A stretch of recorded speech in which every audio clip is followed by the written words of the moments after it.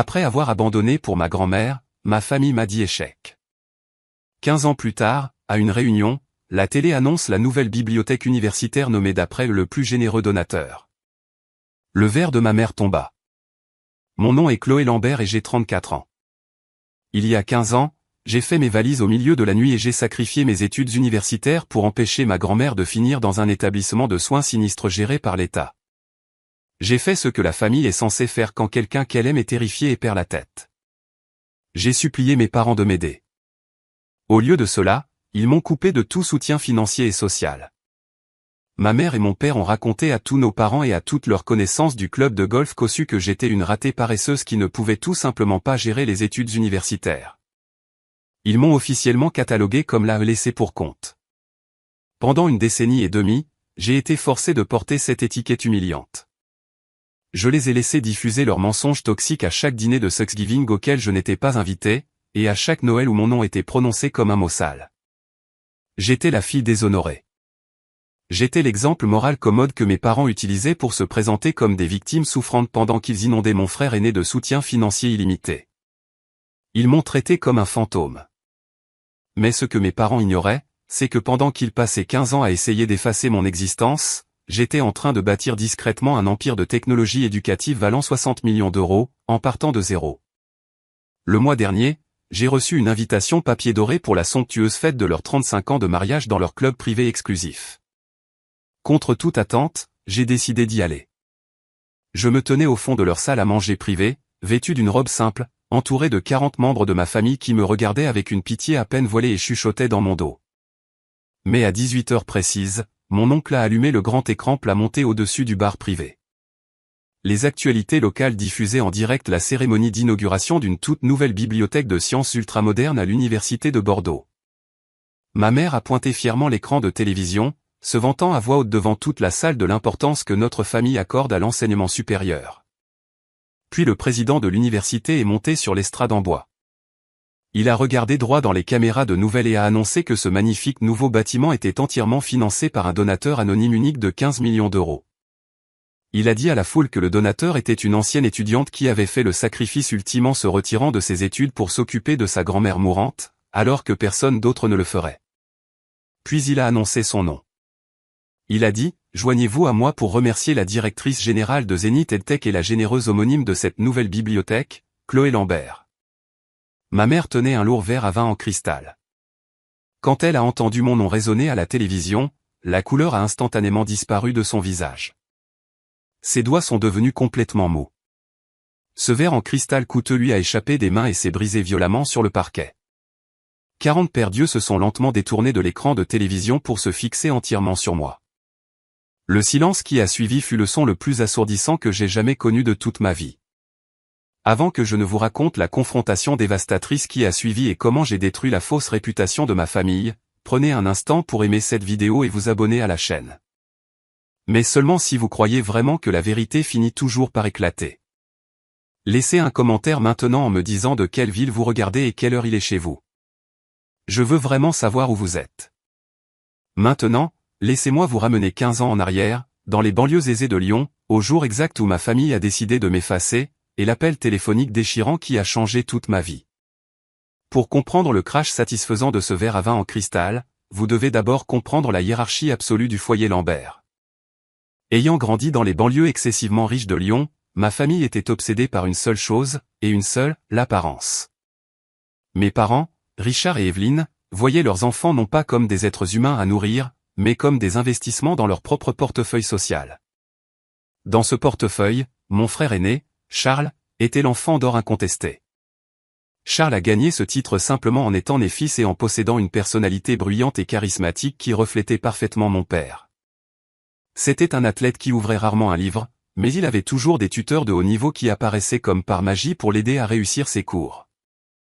Quand Charles a obtenu son diplôme de lycée avec une moyenne générale parfaitement moyenne de 10,8/20, mes parents lui ont acheté un tout nouveau véhicule de luxe et ont organisé une fête avec traiteur pour 200 personnes. 2 ans plus tard, quand j'ai obtenu mon diplôme major de promotion avec une bourse complète pour étudier l'informatique. J'ai reçu un hochement de tête poli de la part de mon père à table et une remontrance sévère de ma mère sur le fait que rester devant un écran d'ordinateur n'était pas une voie de carrière très d'âme. J'ai vite compris que j'étais une obligation tandis que Charles était un actif. Je n'ai pas lutté. J'ai simplement fait mes bagages et déménagé à l'autre bout du pays, à l'université de Bordeaux, où je me suis entièrement plongé dans mes études. Au printemps de ma première année, je m'épanouissais. Je maintenais une moyenne générale impeccable de 17/20. J'étais la programmeuse principale d'un prestigieux projet de robotique. Pour la première fois de ma vie, j'avais l'impression de construire une identité qui n'avait absolument rien à voir avec les attentes étouffantes de mes parents. J'étais enfin libre. Mais il y avait un lien qui me rattachait à la région, ma grand-mère, Hélène. Hélène était la mère de mon père, mais elle ne pouvait être plus différente de lui. Elle vivait dans une maison modeste et vieillissante, dans un quartier ouvrier tranquille, à 1 heure de route du manoir tentaculaire de mes parents. Quand j'étais petite, quand mes parents étaient trop occupés à assister à des galas de club et à des dîners de réseautage pour se souvenir de mes anniversaires, c'était Hélène qui venait toujours. Elle faisait de la pâtisserie avec moi. Elle m'a appris à lire des livres d'histoire. Elle m'écoutait parler de langage de programmation qu'elle ne comprenait pas, juste parce qu'elle aimait voir mes yeux s'illuminer. Hélène était la seule personne de toute ma lignée sanguine qui m'offrait une chaleur et une sécurité inconditionnelles. Pendant mon 2e semestre à l'université de Bordeaux, nos appels téléphoniques hebdomadaires ont commencé à changer. Hélène oubliait les noms de mes professeurs, ce qui n'était pas si inhabituel, mais elle a ensuite commencé à oublier dans quelle ville je vivais. Une nuit, elle m'a appelé en pleine panique à 2 heures du matin parce qu'elle pensait qu'un étranger dormait dans son salon. C'était son propre reflet dans un grand miroir. Le diagnostic médical fut rapide et totalement dévastateur. Elle souffrait d'une forme agressive de démence précoce. Le médecin a été très clair avec la famille, Hélène ne pouvait plus vivre seule. Elle devenait un danger pour elle-même. Elle devait être placée immédiatement dans un établissement de soins de mémoire à temps plein. J'avais 19 ans, assise dans ma chambre de dortoir, entourée de manuels et de circuits imprimés, lorsque j'ai reçu un appel frénétique de la voisine d'Hélène. La voisine avait trouvé ma grand-mère errant au milieu de la rue sous la pluie glaciale, vêtue seulement de sa chemise de nuit, à la recherche d'un chien mort il y a 10 ans. Mon cœur s'est complètement brisé. Je savais que les établissements gérés par l'État étaient chroniquement sous-dotés en personnel et profondément déprimants. Hélène avait besoin d'un centre de soins privé spécialisé où elle serait traitée avec dignité. Les coûts étaient astronomiques, mais je savais que mes parents avaient l'argent. Mon père était un cadre supérieur et ma mère venait d'une famille riche. C'était sa propre mère qui errait sous la pluie. J'ai supposé sans l'ombre d'un doute qu'ils interviendraient et feraient ce qu'il faut. J'ai composé le numéro de mon père les mains tremblantes. Assise au bord de mon lit simple et étroit à Bordeaux, je l'ai supplié de l'aider. Je sanglotais dans le combiné, expliquant à quel point Hélène était terrifiée et comment l'assistante sociale avait dit qu'elle avait besoin d'un placement immédiat. Je lui ai dit que nous devions agir vite avant qu'elle ne se blesse gravement ou ne finisse dans la circulation. Le silence à l'autre bout du fil était de la glace absolue. Quand mon père a finalement parlé, sa voix ne manquait pas le moins du monde d'empathie. Il a soupiré bruyamment comme si je venais d'interrompre une partie de golf très importante. Il m'a dit qu'il n'avait tout simplement pas la liquidité nécessaire pour financer un centre de soins pour elle. J'ai arrêté de respirer. J'ai demandé ce qu'il voulait dire par liquidité. Je lui ai rappelé qu'ils venaient de remodeler leur cuisine pour la 3e fois en 5 ans. Et c'est là que mon père a porté le coup de grâce. Il a expliqué avec désinvolture qu'il venait d'émettre un énorme chèque à 6 chiffres pour couvrir Charles. Mon frère venait de rejoindre une fraternité d'anciens élèves d'élite qui exigeait des cotisations exorbitantes. De plus, Charles avait décidé qu'il voulait être entrepreneur. Il avait présenté à mes parents une idée vague et ridicule d'incubateur de start-up de style de vie. Ce n'était pas une vraie entreprise. C'était un fond de tiroir pour que mon frère puisse louer un loft de luxe au centre-ville, organiser d'énormes fêtes et jouer au PDG sans faire de vrai travail. Mes parents avaient drainé leurs économies liquides pour financer la maison de fraternité glorifiée de mon frère. Je criais au téléphone. J'ai demandé à mon père comment il pouvait choisir une fausse start-up plutôt que la sécurité de sa propre mère. Je l'ai supplié de retirer le financement. Je lui ai dit qu'Hélène allait être placée dans une aile lugubre où elle serait attachée à un lit et complètement oubliée. Puis j'ai entendu le téléphone passer et ma mère Evelyne a pris le combiné. Sa voix était vive et teintée d'un profond agacement. Elle m'a dit d'arrêter d'être si dramatique. Elle a dit qu'Hélène avait fait son propre lit financier en refusant d'investir judicieusement quand elle était jeune, et maintenant elle devait en assumer les conséquences. Ma mère a froidement déclaré que Charles construisait un héritage pour le nom de famille Lambert tandis qu'Hélène atteignait simplement la fin naturelle de sa vie. Elle m'a explicitement dit qu'il se lavait les mains de la situation et laissait l'État s'occuper de ma grand-mère. Puis elle a raccroché.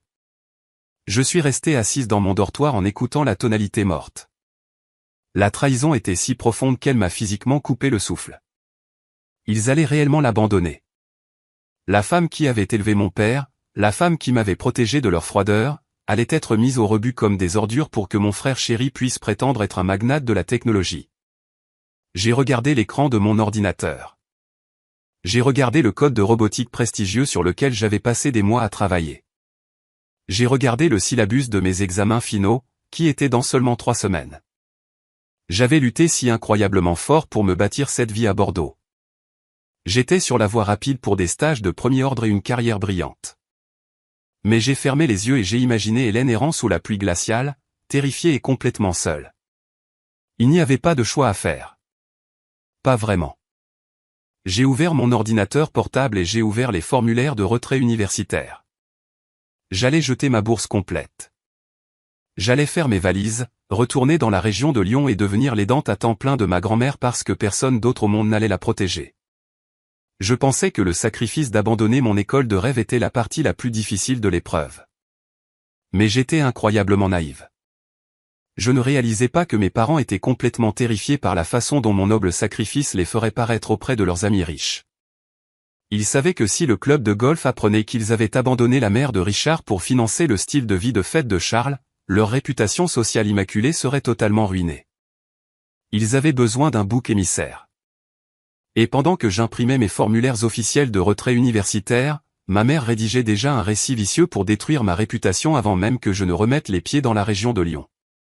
Je me tenais dans le bureau d'inscription éclairé au néon de l'université de Bordeaux le lendemain matin, serrant un dossier en papier manille contre ma poitrine. Mon conseiller pédagogique m'a regardé avec une douleur sincère dans les yeux. Il venait de revoir ma moyenne générale parfaite de 17/20 et le stage de robotique prestigieux que je devais commencer cet été. Il m'a demandé si j'étais absolument certaine de vouloir faire cela. J'ai avalé l'énorme boule dans ma gorge et j'ai hoché la tête. Il a tamponné mes formulaires de retrait officiel avec un lourd tube. L'encre rouge en haut de la page indiquait « Congé de courtoisie pour soins familiaux ». C'était la vérité absolue imprimée sur papier à en-tête de l'université. Mais cela ressemblait à une condamnation à mort pour mes rêves. J'ai fait mes bagages dans un silence complet pendant que ma colocataire dormait. J'ai traîné 2 valises lourdes dans un vol de retour vers Lyon, laissant derrière moi tout ce pourquoi j'avais travaillé si dur. Je n'ai pas versé une seule larme pendant ce vol parce que je savais que pleurer ne changerait pas la réalité de ce qui m'attendait. Quand je suis arrivé à la petite maison vieillissante de grand-mère Hélène, la réalité de sa détérioration m'a frappé comme un coup physique. La maison sentait faiblement le pain grillé brûlé et la vieille lavande. Hélène était assise dans son fauteuil fleuri usé, fixant d'un air absent une télévision qui n'était même pas allumée. Elle avait l'air si incroyablement fragile. Je n'avais que 19 ans, mais j'ai instantanément troqué mes manuels et mes groupes d'études du week-end contre un quart de travail épuisant de soins 24 heures sur 24. Les premières semaines furent un cauchemar d'épuisement. La démence est un voleur cruel et implacable. J'ai dû installer des verrous supplémentaires sur toutes les portes pour qu'Hélène ne s'échappe pas dans les nuits glaciales de Lyon. J'ai passé des heures à la nourrir de flocons d'avoine tiède à la cuillère, la cajolant pour qu'elle mange quand elle oubliait comment mâcher. Je la baignais. Je gérais son programme de médicaments complexes. Mais le plus difficile, ce furent les terreurs nocturnes. Vers 2 heures du matin, elle se réveillait en hurlant, absolument convaincue que des hommes étranges essayaient de forcer les fenêtres. Je m'asseyais sur le sol à côté de son lit pendant des heures, lui tenant les mains tremblantes et chantant de douces berceuses jusqu'à ce que le soleil se lève enfin. Pendant que je perdais la tête à cause du manque de sommeil et du poids émotionnel écrasant de regarder ma grand-mère s'éteindre lentement, mes parents vivaient dans un univers complètement différent. À travers l'objectif cruel des médias sociaux, j'ai vu ma mère, Evelyne, poster des photos de ses somptueux voyages de dégustation de vin dans la vallée de Napa. J'ai vu mon père, Richard, acheter un nouveau bateau de luxe pour la saison estivale à venir. Et j'ai vu mon frère Charles poster des vidéos chaotiques d'énormes fêtes dans son loft coûteux au centre-ville, que mes parents finançaient complètement sous le prétexte de son incubateur de fausses start-up. Charles achetait des spiritueux haut de gamme et des vêtements de créateurs, tandis que moi, je comptais littéralement des pièces de monnaie dans la cuisine de ma grand-mère, essayant juste de trouver comment me payer du pain et des couches pour la femme qui avait élevé notre père. L'injustice me brûlait la poitrine. Mais j'ai gardé la tête basse et me suis concentré entièrement sur le maintien de la sécurité d'Hélène. À la fin de mon 2e mois dans la région, mon petit compte épargne de mon emploi de tutorat sur le campus était complètement vide. Je me tenais dans l'allée éclairée au néon d'une pharmacie locale, fixant le prix des médicaments d'Hélène et un paquet de substituts nutritionnels. Il me restait exactement 14 € au monde. La facture totale allait dépasser 80 €. La panique m'a serré la gorge. J'ai quitté le magasin les mains vides et je me suis assise dans ma vieille voiture de 12 ans, grelottante dans le froid.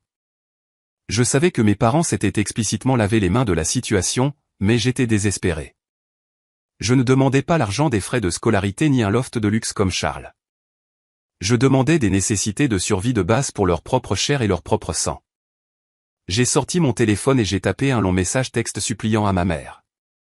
J'ai expliqué qu'Hélène n'avait plus ses médicaments pour la tension artérielle. J'ai expliqué que nous avions besoin de provisions. J'ai avalé toute ma fierté et j'ai supplié pour quelques centaines d'euros juste pour passer le mois.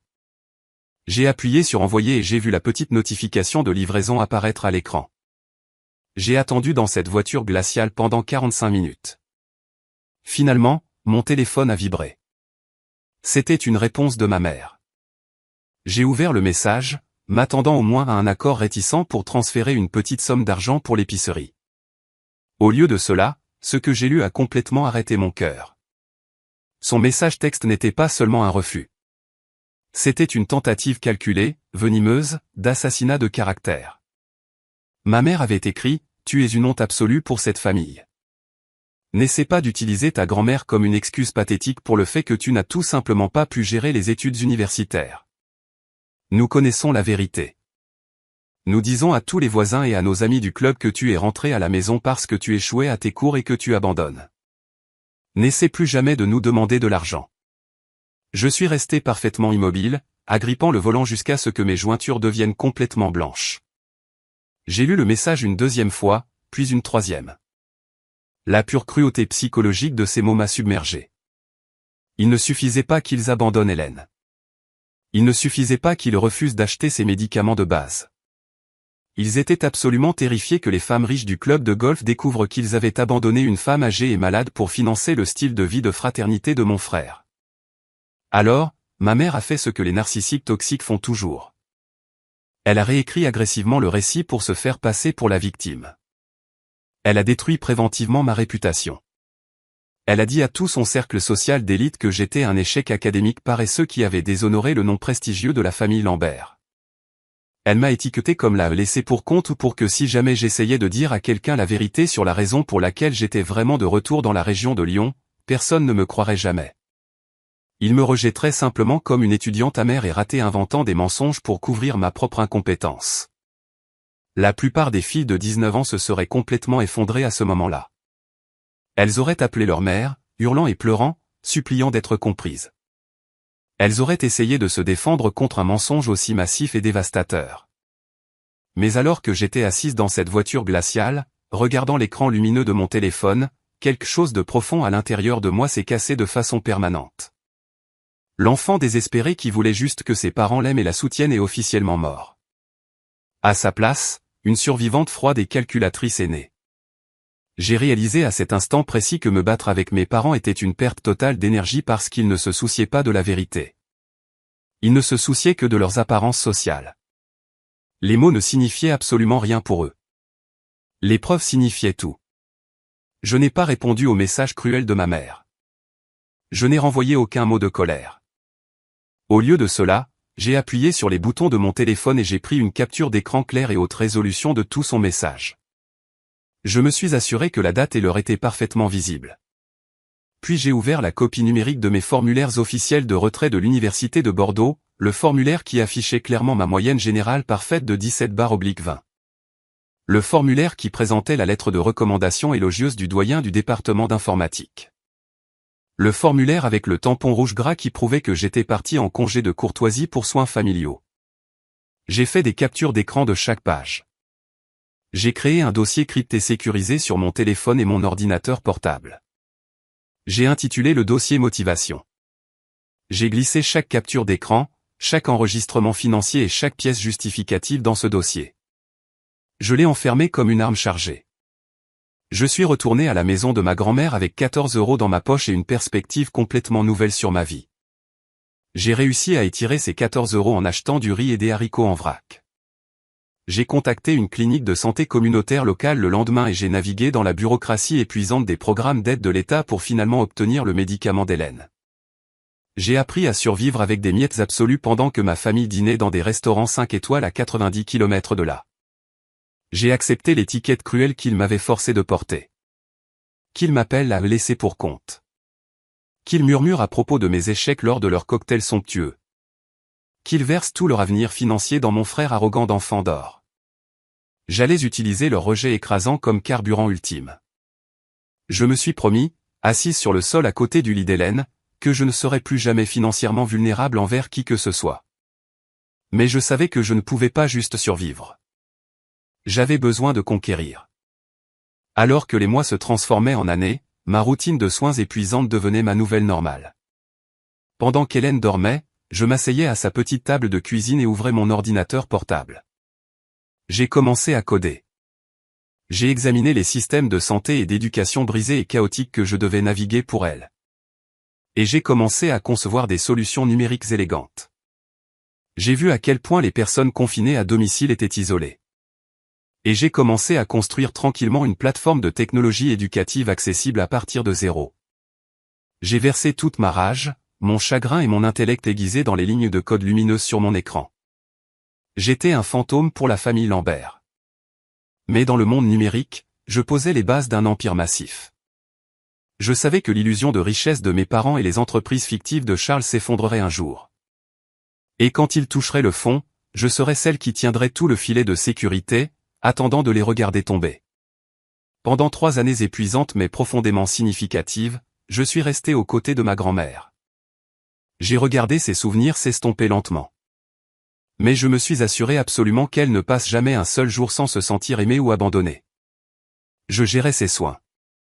Je préparais ses repas et je lui tenais la main à travers la confusion terrifiante que la démence apporte.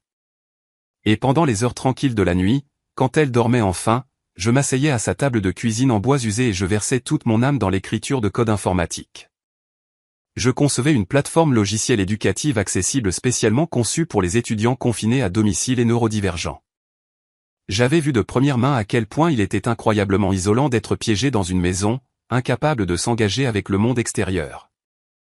Et je voulais construire un pont numérique pour les personnes oubliées par le système traditionnel.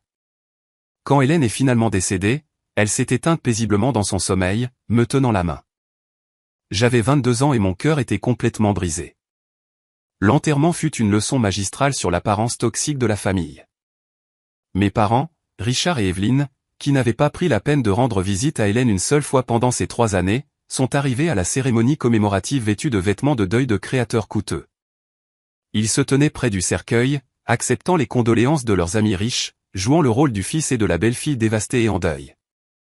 Ma mère a même réussi à verser quelques larmes théâtrales pour les connaissances du club de golf qui assistaient. Ils m'ont complètement ignoré. Ils m'ont traité comme si j'étais juste l'employé engagé qui gérait la succession. Quelques jours après l'enterrement, l'avocat de la famille nous a contactés pour la lecture du testament d'Hélène. Mes parents supposaient que tous les biens laissés par ma grand-mère reviendraient naturellement à mon père. Mais Hélène savait exactement qui était sa vraie famille.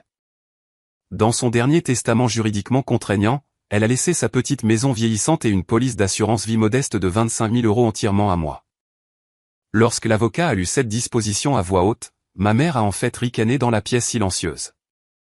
Elle m'a regardé avec un dégoût total et a murmuré à mon père qu'une maison pourrissante et 25 000 € était un héritage parfaitement pathétique pour une bachelière qui abandonne ses études.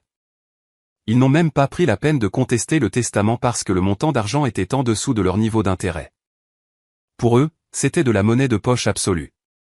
Pour moi, c'était l'argent de départ pour un empire numérique massif. Le contraste nauséeux des priorités de ma famille a été exposé le mois suivant.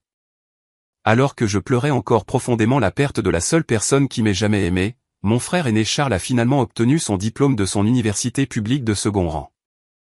Il lui avait fallu 6 ans pour obtenir un diplôme de commerce tout à fait moyen. Il avait fait la fête pendant ses études, échouant à plusieurs cours et comptant sur des tuteurs coûteux que mes parents finançaient avec empressement.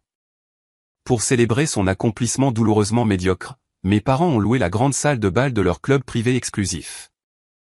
Ils ont dépensé plus de 40 000 € pour un gala de remise des diplômes somptueux, invitant 200 personnes à trinquer au brillant avenir de Charles. Ils lui ont acheté une montre de luxe et ont signé un chèque massif pour financer sa nouvelle tentative de fausse start-up. J'ai été délibérément exclu de la liste des invités. Ma mère m'a envoyé un message texte condescendant la veille de la fête, déclarant que ma présence serait trop déprimante et pourrait gâcher l'ambiance de célébration pour mon frère. Je n'ai pas répondu à son message cruel. J'ai simplement pris une capture d'écran, l'ai sauvegardée dans mon dossier motivation sécurisé, et je suis retourné directement au travail. J'ai officiellement mis la maison d'Hélène sur le marché immobilier. La propriété s'est vendue un mois plus tard pour 210 000 €. J'ai pris cet argent, combiné avec le paiement d'assurance vie de 25 000 €, et j'ai officiellement constitué ma société de logiciels. Je l'ai nommée Zenith EdTech. J'ai déménagé dans un minuscule studio très peu glamour dans le quartier industriel de Lyon, et je suis passé en mode survie absolue. Je n'ai pas acheté de nouveaux vêtements. Je ne suis pas sorti. Je vivais de nouilles ramen bon marché et de café noir. J'ai passé 16 heures par jour à affiner ma plateforme logicielle, à démarcher des districts scolaires et à faire face à d'innombrables rejets brutaux. Les gens regardaient mon CV, voyaient que j'avais techniquement abandonné l'université de Bordeaux, et essayaient de me rejeter. Mais j'ai refusé d'accepter un non. Je savais que mon logiciel était révolutionnaire parce que je l'avais construit avec un niveau de compassion et de perspicacité que les développeurs technologiques traditionnels ne possédaient tout simplement pas. La percée massive s'est produite 2 ans plus tard. Un district scolaire progressiste de la banlieue a tenté un programme pilote utilisant mon logiciel pour son département d'éducation spécialisée. Les résultats ont été absolument explosifs. L'engagement des étudiants a monté en flèche. Les résultats aux tests se sont considérablement améliorés. En 6 mois, 3 districts voisins ont signé des contrats massifs avec Zenith EdTech. À partir de ce moment, l'entreprise a grandi à une vitesse terrifiante. J'ai embauché une équipe de développeurs brillants, obtenu des contrats gouvernementaux très lucratifs et étendu notre plateforme pour servir des millions d'étudiants à travers le pays.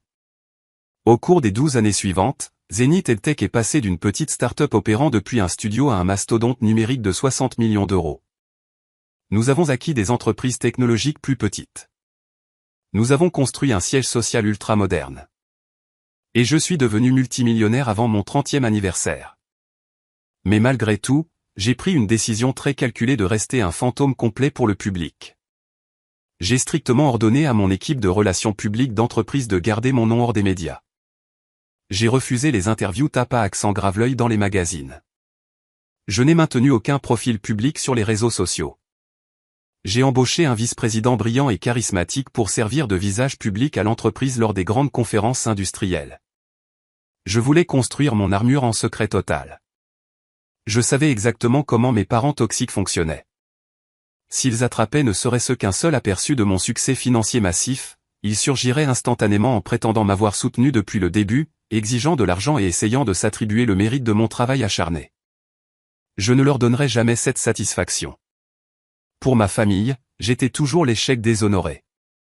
Une fois par an, je recevais une carte de vœux condescendante de mes parents, contenant généralement une carte cadeau de 20 € pour une épicerie et une note passive-agressive de ma mère suggérant que je me renseigne sur des cours à l'université communautaire. Ils croyaient sincèrement que je vivais dans une pauvreté extrême, occupant des emplois mal payés à bas salaire.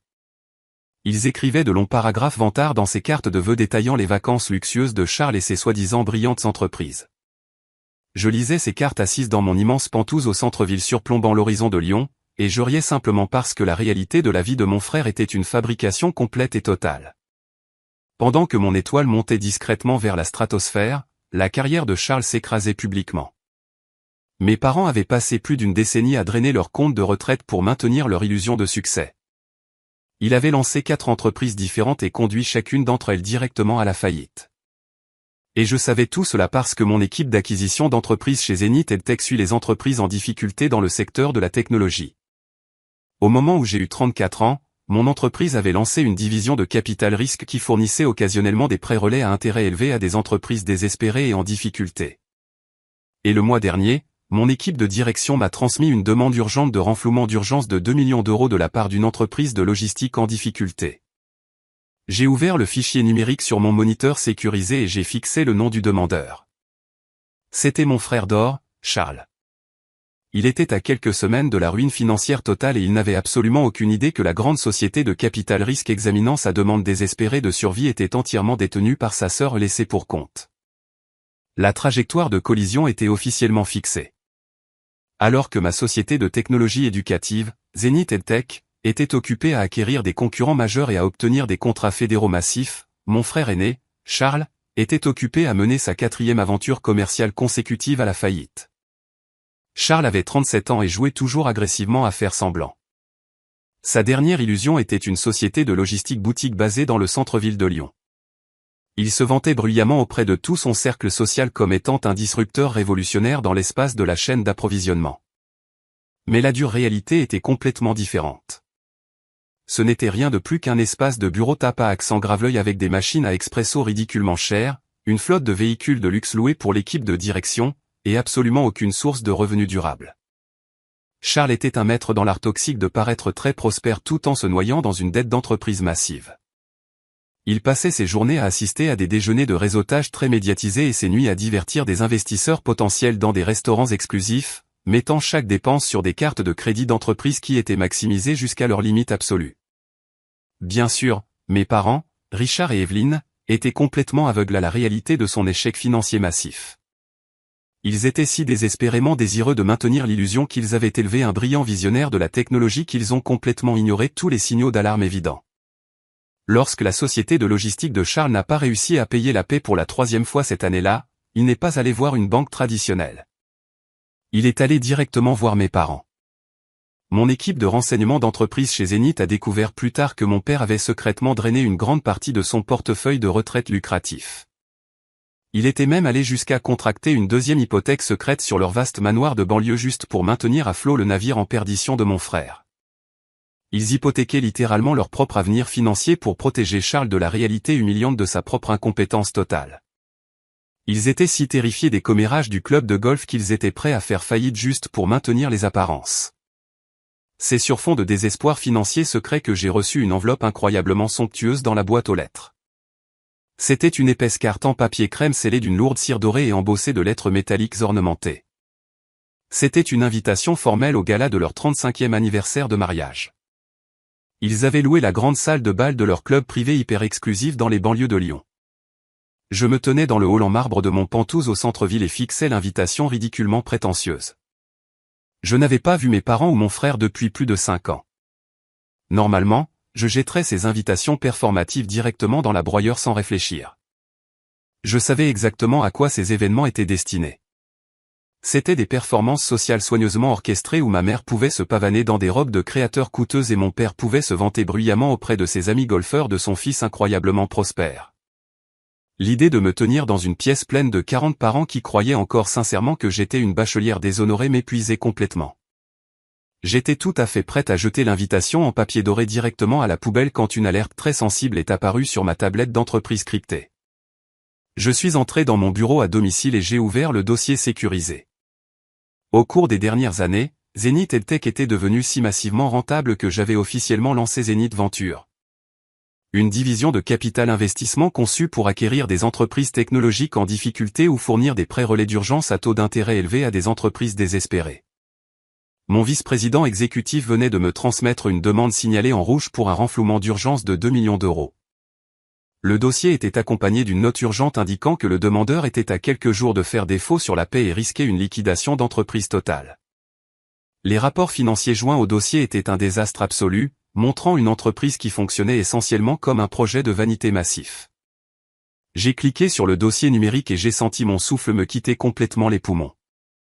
Le nom de l'entreprise de logistique en difficulté était là sur l'écran lumineux. Et la signature du PDG désespéré, suppliant pour une bouée de sauvetage de 2 millions d'euros, n'était autre que Charles Lambert. Je suis resté parfaitement immobile dans ma chaise ergonomique en cuir, fixant l'écran lumineux. L'ironie cosmique pure de l'univers était presque trop lourde à traiter.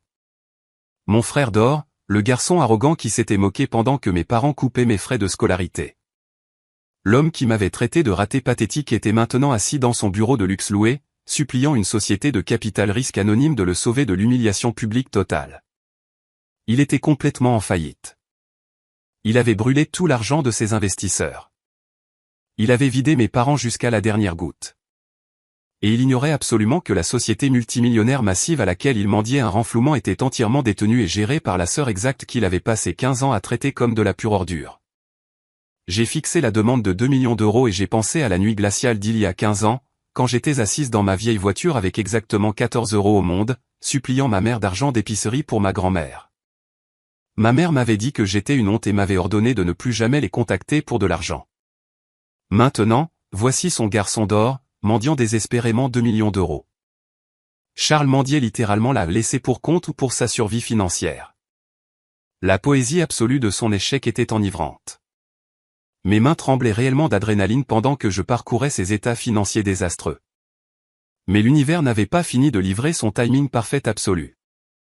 Au moment même où je lisais la dernière page de la demande de prêt pathétique de mon frère, mon directeur des relations publiques d'entreprise m'a envoyé un courriel urgent marqué haute priorité. Ces 2 dernières années, je travaillais discrètement avec le conseil d'administration de l'université de Bordeaux. Je voulais terminer l'histoire académique que mes parents avaient si cruellement interrompue il y a 15 ans.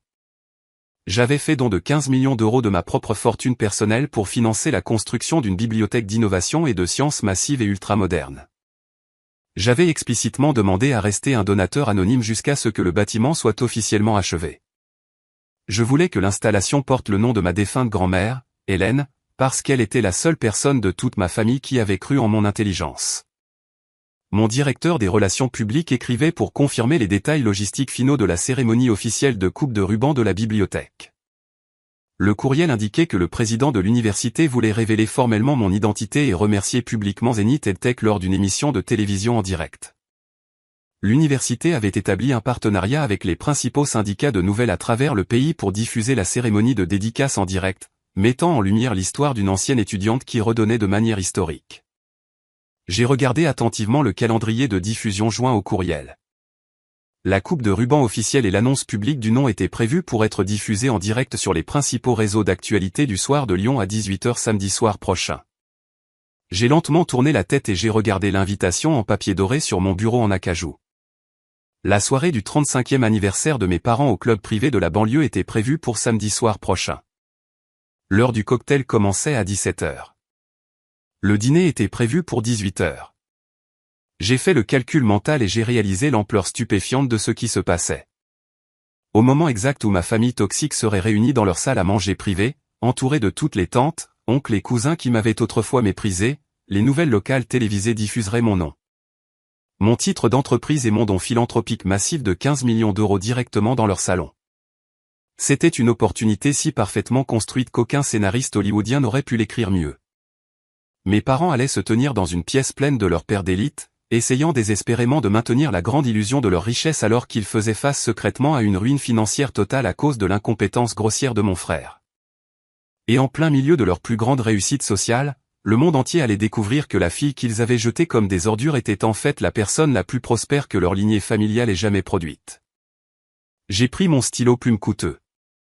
J'ai coché la case qui disait y assister avec plaisir.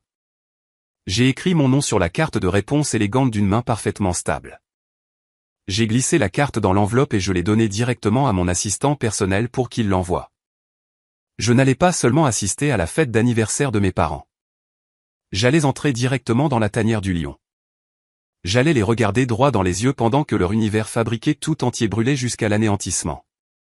Et j'allais apprécier chaque seconde. La route sinueuse et manucurée menant au club privé de la banlieue de mes parents donnait l'impression de remonter le temps. Cela faisait 15 ans que j'étais essentiellement banni de cette bulle élitiste obsédée par le statut social. J'ai remis les clés de ma modeste voiture de location au valet adolescent, ignorant la file massive de véhicules de luxe loués garés près de l'entrée. J'avais spécifiquement choisi de ne pas conduire ma vraie voiture, qui était une berline importée commandée sur mesure qui aurait immédiatement soulevé des questions indésirables. Je voulais contrôler chaque seconde de cette soirée. Je voulais que mes parents se sentent complètement en sécurité dans leur fausse supériorité jusqu'à l'instant exact où le sol s'ouvrirait sous eux. J'ai choisi ma tenue vestimentaire pour la soirée avec la précision froide et calculatrice d'un général planifiant un siège. Je portais une robe fourreau bleu marine simple et ajustée. Elle n'avait absolument aucun logo visible ni aucun accessoire tape à accent grave l'œil. C'était un chef-d'œuvre de richesse furtive. La robe était confectionnée par un créateur indépendant exclusif à Milan, et elle coûtait plus que la compte initiale de la première maison de mes parents. Mais pour ma famille, qui ne comprenait la richesse que si elle était placardée de monogrammes de designers kitsch et d'étiquettes scintillantes, elle ressemblait à quelque chose que j'avais trouvé en solde dans un magasin de déstockage. C'était exactement ce que je voulais. Je voulais qu'ils me regardent et voient la laissé pour compte pathétique et en difficulté qu'ils avaient inventé dans leur esprit. J'ai poussé les lourdes portes en acajou de la salle à manger privée et je suis entré. La pièce dégoulinait d'arrangements floraux opulents agressifs et de tours de champagne débordantes. Il y avait 40 membres de la famille élargie rassemblés à l'intérieur. C'étaient les tantes, les oncles et les cousins au second degré qui avaient passé les 15 dernières années à écouter mes parents réécrire l'histoire. Dès que j'ai franchi le seuil, le bavardage animé en arrière-plan s'est brusquement arrêté. Le silence a ondulé depuis la porte comme une pierre jetée dans un étang parfaitement immobile. 40 paires d'yeux se sont fixés sur moi. J'ai instantanément senti le poids lourd et suffocant de leur pitié collective et de leur jugement à peine dissimulé. Dans un système familial toxique, les proches sont rarement des spectateurs innocents. Ils sont le public dont les abuseurs ont désespérément besoin pour valider leur comportement. Mes tantes et oncles avaient volontiers accepté le récit selon lequel j'étais un échec académique paresseux parce que cela les faisait se sentir infiniment mieux concernant leurs propres enfants parfaitement moyens. Il est toujours plus facile de pointer du doigt le bouc émissaire désigné de la famille et de chuchoter sur sa chute que de se regarder dans le miroir. Je pouvais littéralement les voir se pencher les uns vers les autres, cachant leur bouche derrière leur flûte de champagne en cristal, échangeant les mêmes commérages toxiques que ma mère me servait depuis une décennie et demie. Je ne me suis pas laissé intimider par leur regard. J'ai gardé ma colonne vertébrale parfaitement droite et mon menton parallèle au sol. J'ai marché directement vers le centre de la pièce. Il a fallu exactement 12 secondes à ma mère, Evelyne, pour m'intercepter. Elle s'est pratiquement matérialisée hors de la foule, vêtue d'une robe de créateur fortement pailletée qui était entièrement inappropriée pour un dîner d'anniversaire discret. Son visage s'est immédiatement tordu en un masque très théâtral de sollicitude maternelle exagérée. Elle savait qu'elle avait un public de 40 personnes observant chacun de ses mouvements, et elle était prête à livrer la performance de sa vie. « Chloé, ma chérie » a-t-elle crié pratiquement, s'assurant que sa voix portait au-dessus de la musique classique douce jouant en arrière-plan. Elle s'est avancée et a attrapé mon avant-bras, ses ongles en acrylique parfaitement manucurés s'enfonçant légèrement dans ma peau. « Tu es venu, en effet. Nous étions si profondément inquiets que tu ne puisses pas te payer l'essence pour venir jusqu'ici dans la banlieue. Mais regarde-toi. Tu as réussi. » Elle a offert un sourire sucré et m'a tapoté agressivement le bras d'un rythme très condescendant. C'était une attaque psychologique magistrale. Pour l'œil non averti du parent proche se tenant à proximité, elle ressemblait à une mère aimante et pardonnante, accueillant gracieusement sa fille prodigue dans le bercail. Mais je savais exactement ce qu'elle faisait. Elle établissait bruyamment mon infériorité financière. Elle rappelait à toute la salle que j'étais la laissée pour compte pauvre et en difficulté qui avait probablement dû gratter des centimes juste pour faire le plein d'essence. Il y a 15 ans, un commentaire comme celui-là m'aurait complètement anéanti. Une Chloé de 19 ans aurait senti son visage rougir de honte profonde et humiliante. J'aurais essayé désespérément de me défendre, ou j'aurais éclaté en sanglots et me serais enfui de la pièce. Mais je n'étais plus une fille terrifiée de 19 ans suppliant pour l'affection de base de ma mère. J'étais une directrice générale de 34 ans qui négociait habituellement des contrats gouvernementaux de plusieurs millions d'euros avant le petit déjeuner. J'ai regardé le maquillage lourd et agressif s'installer dans les lignes profondes et amères sur le visage de ma mère. J'ai regardé le besoin frénétique et désespéré de validation brûlant dans ses yeux. Je n'ai pas ressenti de colère. Je n'ai ressenti qu'un détachement clinique froid. J'ai souri agréablement et j'ai doucement retiré sa main de mon bras. La route était très agréable, Evelyne, ai-je répondu, ma voix parfaitement douce et vide de toute réaction émotionnelle. J'ai intentionnellement utilisé son prénom au lieu de l'appeler maman. J'ai vu son œil gauche tressaillir d'une irritation soudaine. Les narcissiques détestent absolument la méthode du rocher gris, Greyrock. Lorsque vous refusez de leur donner la réaction émotionnelle dramatique qu'ils essaient désespérément de provoquer, tout leur système court-circuite. Avant que ma mère ne puisse formuler une autre insulte passive-agressive, la foule s'est écartée et mon frère aîné, Charles, est entré dans notre cercle en se pavananant. Il portait un costume sur mesure incroyablement tape à accent grave-l'œil que je savais, pour être honnête, être actuellement sur une carte de crédit d'entreprise à intérêt élevé maximisé. Il sentait le scotch cher et l'arrogance bon marché et désespéré. Charles tenait un verre en cristal, faisant tourbillonner le liquide ambré et souriant comme un homme qui possédait le monde entier. Il voulait s'assurer absolument de dominer la conversation avant que quiconque puisse lui demander des rumeurs très réelles concernant sa société de logistique en difficulté. Eh bien, si ce n'est pas la petite sœur perdue depuis longtemps, a annoncé Charles, sa voix résonnant d'une fausse jovialité. Il a drapé un bras lourd sur les épaules de notre mère, jouant le rôle du fils protecteur et prospère. Toujours à sauter d'un emploi temporaire à un autre, Chloé. Tu sais, tu aurais vraiment dû rester à l'école. Le marché est difficile là-bas pour les gens sans diplôme. Quelques-unes des tantes et oncles à proximité ont effectivement ri. Le son de leur rire moqueur et discret a alimenté l'ego massif de Charles. Il a pris une gorgée lente et dramatique de son scotch et m'a regardé de haut en bas avec un dédain total.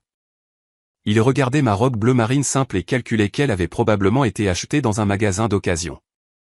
Il s'est penché en avant, envahissant mon espace personnel.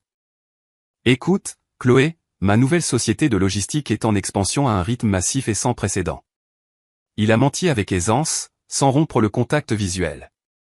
Nous perturbons complètement la chaîne d'approvisionnement du Midwest. J'ai même renvoyé ma réceptionniste hier. Le salaire est au salaire minimum et tu devrais répondre au téléphone toute la journée. Mais honnêtement, je pourrais faire jouer mes relations auprès du département des ressources humaines. La famille s'occupe de la famille, n'est-ce pas? Même des laissés pour compte. L'audace stupéfiante de son offre flottait dans l'air. Mon frère se tenait dans une salle de bal de club de comté loué, portant un costume qu'il ne pouvait pas se permettre, m'offrant bruyamment un emploi au salaire minimum par fausse pitié. Il voulait m'humilier complètement devant mes parents pour sécuriser sa position en tant que réussite familiale ultime. Je me tenais là, tenant un simple verre d'eau gazeuse, fixant les yeux arrogants d'un homme qui se noyait littéralement dans la dette d'entreprise. Mon esprit a instantanément flashé sur le dossier numérique sécurisé actuellement assis sur mon bureau en acajou dans mon Penthouse au centre-ville. J'ai pensé à la demande désespérée de prêt relais de 2 millions d'euros qu'il avait soumise à ma société de capital risque il y a seulement 48 heures. J'ai pensé à la signature suppliante pathétique au bas de ses formulaires financiers où il suppliait pratiquement Zénith Venture de sauver son entreprise de la liquidation totale. Il ignorait complètement que le PDG milliardaire qu'il priait de sauver sa vie se tenait actuellement à 2 pieds devant lui, prétendant être un employé temporaire au salaire minimum. L'ironie cosmique était si riche et si incroyablement délicieuse que j'ai dû mordre l'intérieur de ma joue pour m'empêcher de rire à haute voix. J'ai pris une gorgée lente et calme de mon eau gazeuse. C'est incroyablement généreux de ta part, Charles, ai-je dit, ma voix parfaitement égale. Je garderai absolument ta situation financière à l'esprit. Il a légèrement froncé les sourcils, confus par la formulation spécifique de ma réponse, mais son ego massif a rapidement balayé cela.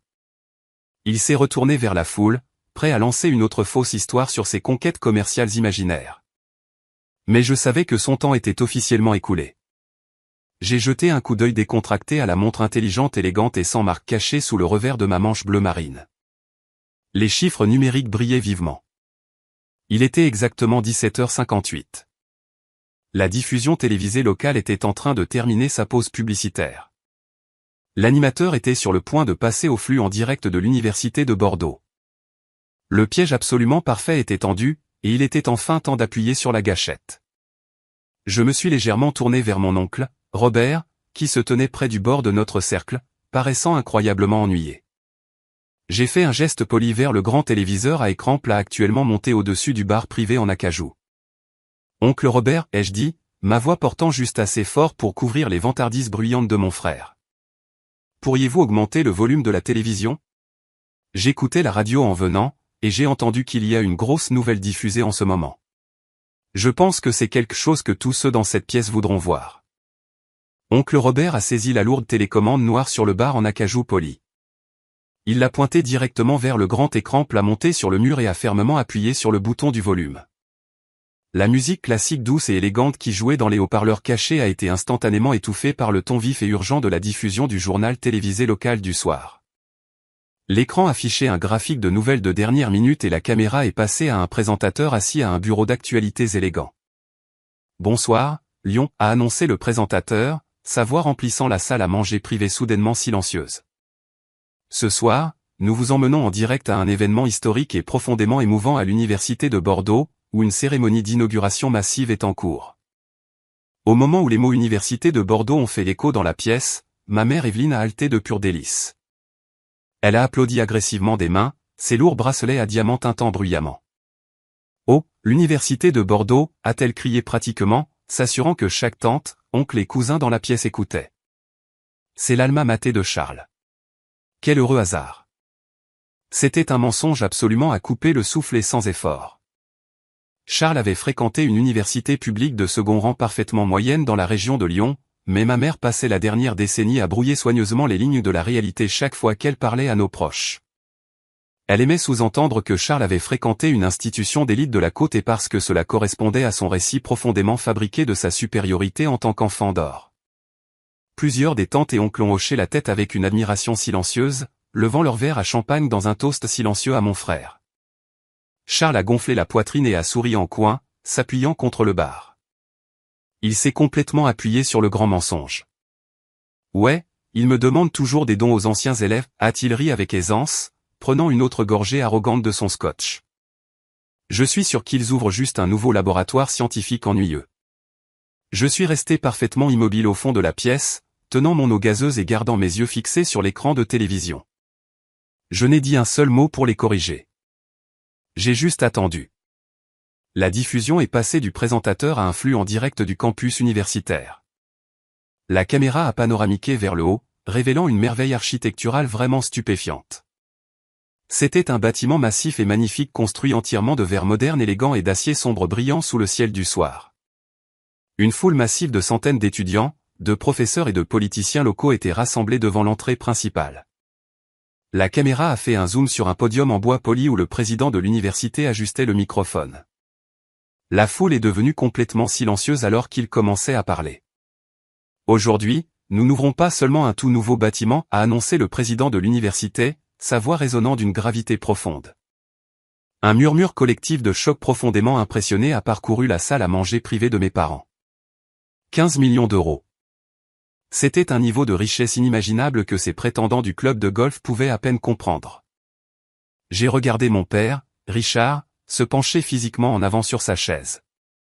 Ses yeux avides et calculateurs se sont légèrement écarquillés. Je savais exactement ce qu'il pensait. Il se demandait désespérément s'il y avait un moyen possible pour lui de réseauter avec ce mystérieux milliardaire afin d'obtenir un renflouement financier massif pour la société de logistique en difficulté de Charles. Alors que notre donatrice demandait à rester anonyme jusqu'à aujourd'hui, a continué le président, elle ne voulait pas que l'attention soit portée sur son immense richesse ou son succès corporatif. Elle voulait que toute l'attention soit portée sur la personne spécifique que ce magnifique bâtiment a été construit pour honorer. Vous voyez, cette incroyable donatrice n'est pas une milliardaire typique. Elle n'a même pas obtenu son diplôme de notre institution, a dit le président en se penchant vers le microphone, provoquant une légère onde de confusion chez les parents présents dans la salle à manger. Ma mère a penché la tête, son sourire faux vacillant juste d'une fraction de pouce alors qu'elle essayait de comprendre où ce discours allait mener. Il y a 15 ans, cette jeune femme était une brillante étudiante de première année dans notre département d'informatique, a déclaré le président. Elle avait une moyenne générale parfaite de 17/20 et était en bonne voie pour une carrière prestigieuse en robotique. Mais pendant son deuxième semestre, elle a reçu un appel téléphonique profondément tragique. Sa grand-mère bien-aimée a été diagnostiquée avec une démence précoce agressive. L'air dans la salle à manger privée est soudainement devenu incroyablement épais et suffocant. Quelques-unes des tantes et oncles plus âgés, qui connaissaient réellement le calendrier réel de mon retour précipité dans la région de Lyon, ont commencé à paraître incroyablement mal à l'aise. Ils ont bougé nerveusement leur poids et ont échangé des regards rapides et confus vers ma mère. Le sourire faux d'Evelyne s'est complètement figé sur son visage. Le lourd verre à vin en cristal dans sa main a commencé à trembler très légèrement. Alors que le reste de sa famille proche abandonnait complètement cette femme âgée terrifiée, a continué le président, sa voix s'épaississant d'émotion, cette étudiante de 19 ans a fait le sacrifice ultime et déchirant. Elle a fait ses valises dans son dortoir, a renoncé à sa bourse complète, et est revenue dans le Midwest pour devenir aidante à temps plein 24h24 parce que personne d'autre ne protégerait sa grand-mère. Mon père a arrêté de respirer. Il est resté complètement figé, les yeux écarquillés d'une horreur soudaine et rampante. Il a regardé frénétiquement ma mère, dont le visage avait perdu toute couleur humaine. Elle avait l'air de regarder directement dans le canon d'une arme chargée. Pendant qu'elle prenait soin de sa grand-mère de manière altruiste, a annoncé le président à la foule qui applaudissait, elle a vu une faille critique massive dans notre système éducatif. Elle s'est enseignée la programmation logicielle avancée et a construit une plateforme numérique accessible révolutionnaire, juste depuis la table de cuisine de sa grand-mère. Aujourd'hui, cette plateforme spécifique est utilisée par des millions d'étudiants en éducation spécialisée dans le monde entier. Elle a transformé son empathie profonde en un empire technologique absolu. Aujourd'hui, elle est la directrice générale et la fondatrice unique de Zenith EdTech. Le son qui s'est échappé de la gorge de mon frère Charles était quelque chose entre un halètement étouffé et un gémissement pathétique. Toute la couleur arrogante a instantanément disparu de son visage, le laissant l'air physiquement malade. Zenith EdTech, la société mère de Zenith Venture, l'exacte société de capital risque massive à laquelle il avait désespérément mendié un renflouement d'urgence de 2 millions d'euros il y a seulement 48 heures. Son cerveau reliait violemment les poings. Ses mains ont commencé à trembler si violemment que les glaçons dans son verre de scotch tintaient agressivement contre le cristal. C'est mon plus grand honneur absolu d'introduire l'homonyme de ce magnifique bâtiment et de remercier publiquement notre bienfaiteur le plus généreux, a crié le président de l'université au-dessus des applaudissements de la foule. Joignez-vous à moi pour célébrer la brillante et visionnaire Chloé Lambert. La caméra s'est instantanément détournée du président et a fait un panoramique directement vers une immense plaque en bronze massif montée solidement sur le devant du superbe bâtiment en verre. Les lettres audacieuses et profondément gravées remplissaient tout l'écran de télévision pour que tous dans la pièce puissent les voir. La bibliothèque commémorative Hélène Lambert, don de Chloé Lambert. Les doigts d'Evelyne sont devenus complètement engourdis. Ses mains ont simplement cessé de fonctionner. Le lourd verre à vin en cristal a glissé directement à travers ses doigts manucurés. Il a chuté vers le sol et a heurté le parquet poli du club de golf avec un fracas violent et agressif. Le son a claqué dans la salle à manger comme un coup de feu. Du vin rouge vif a éclaboussé agressivement le parquet, ressemblant exactement à du sang frais se répandant autour de ses chaussures de créateur.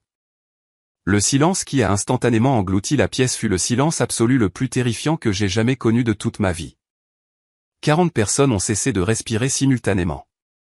Personne n'a bougé. Personne n'a parlé. Le contraste choquant entre la foule rugissante et applaudissante à la télévision et le silence mort et suffocant du club de golf était absolument assourdissant. Un par un, chaque tête dans la pièce s'est lentement détournée de l'écran de télévision lumineux. 40 paires d'yeux, complètement choqués et absolument terrifiés, se sont fixés entièrement sur moi. Elles ont regardé la laissée pour compte pauvre, en difficulté et pathétique, se tenant tranquillement au fond de la pièce, tenant un simple verre d'eau gazeuse. Elles ont regardé ma robe bleu marine sans marque et ont soudainement réalisé qu'elles ne regardaient pas des vêtements bon marché en solde. Elles regardaient la confiance froide et intouchable d'une femme qui pouvait acheter tout leur club de golf par un simple appel téléphonique et détruire absolument leur vie avant le petit déjeuner. Je suis resté parfaitement immobile. J'ai regardé directement mon père qui ressemblait à quelqu'un qui venait d'être frappé physiquement par un train de marchandises massif. Toute son illusion de supériorité financière était complètement pulvérisée.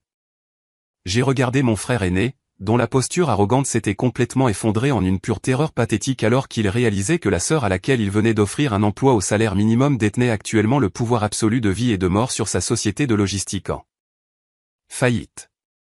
Et finalement, j'ai regardé ma mère debout dans une flaque de verre brisé et de vin rouge renversé. 15 ans de mensonges calculés, 15 ans de manipulation sociale toxique, 15 ans à me traiter comme de la pure ordure pour protéger leurs égos fragiles et pathétiques. Tout cela était complètement et totalement détruit en exactement 2 minutes de diffusion télévisée en direct. Mais je connaissais parfaitement la psychologie d'un narcissique.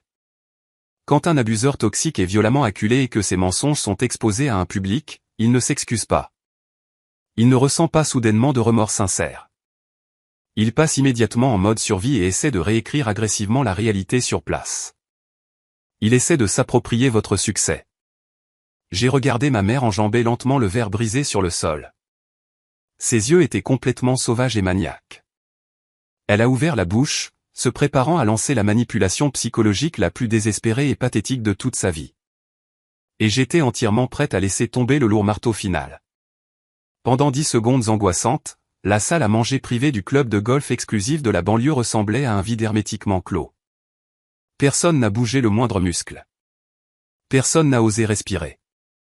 Le seul son dans toute la pièce était les applaudissements joyeux provenant de l'écran de télévision alors que la diffusion continuait de montrer l'immense plaque de bronze avec mon nom gravé dessus.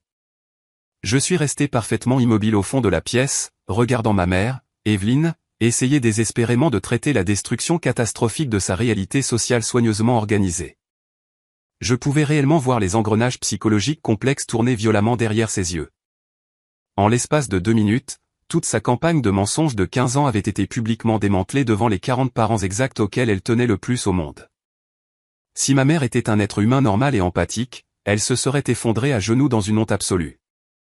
Elle aurait sangloté et supplié mon pardon pour avoir abandonné ma grand-mère et pour m'avoir traité comme des ordures humaines.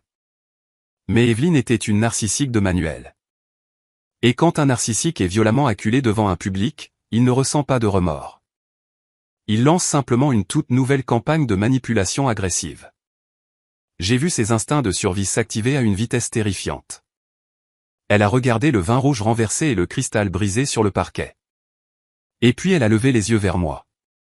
En une fraction de seconde, son visage est passé d'un choc horrifié absolu à un masque de fierté maternelle maniaque et désespérée. Elle a physiquement enjambé les éclats dangereux de verre brisé, ignorant complètement le vin coûteux trempant dans l'ourlet de sa robe de créateur. Elle a écarté les bras et a pratiquement couru vers moi. Sa voix est montée d'une octave entière, coupant le silence suffocant de la pièce. « Chloé, ma belle-fille » a-t-elle crié, s'assurant que chaque tante et oncle pouvaient entendre son changement soudain de ton. « Oh mon Dieu, tu as réussi. J'ai toujours su que tu étais un génie absolu. Nous avons toujours cru en toi, ma chérie. Nous attendions juste que tu partages ton incroyable succès avec la famille. Viens ici et fais un câlin à ta mère. » L'audace à couper le souffle de sa performance était presque impressionnante. Elle essayait agressivement de réécrire la réalité sur place. Elle voulait que les 40 parents dans la pièce croient que mon bannissement de 15 ans n'était qu'une sorte de phase tranquille et humble et qu'elle avait été son plus grand soutien secret tout ce temps. Elle s'est précipitée en avant, sentant le parfum cher et lourd et la désespération bon marché. Ses bras tendus pour me prendre dans une étreinte théâtrale pour le bénéfice de son public de club de golf. Je n'ai pas dit un seul mot.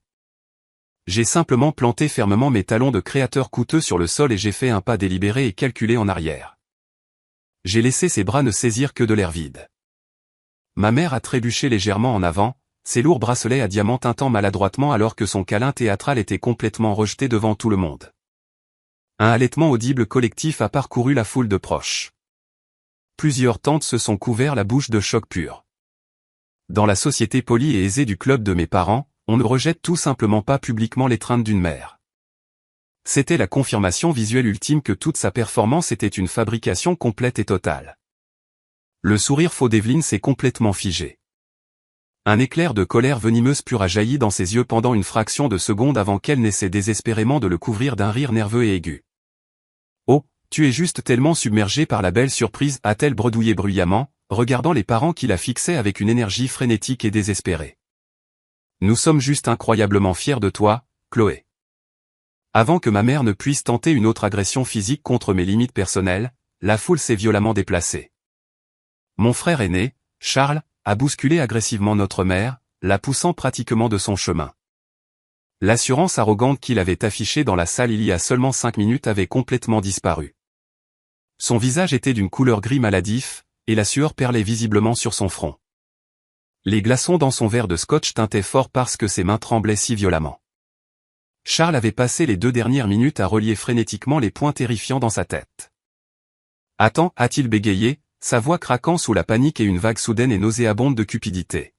« Tu es la PDG de Zenith EdTech, mais cela signifie que tu possèdes aussi Zenith Venture.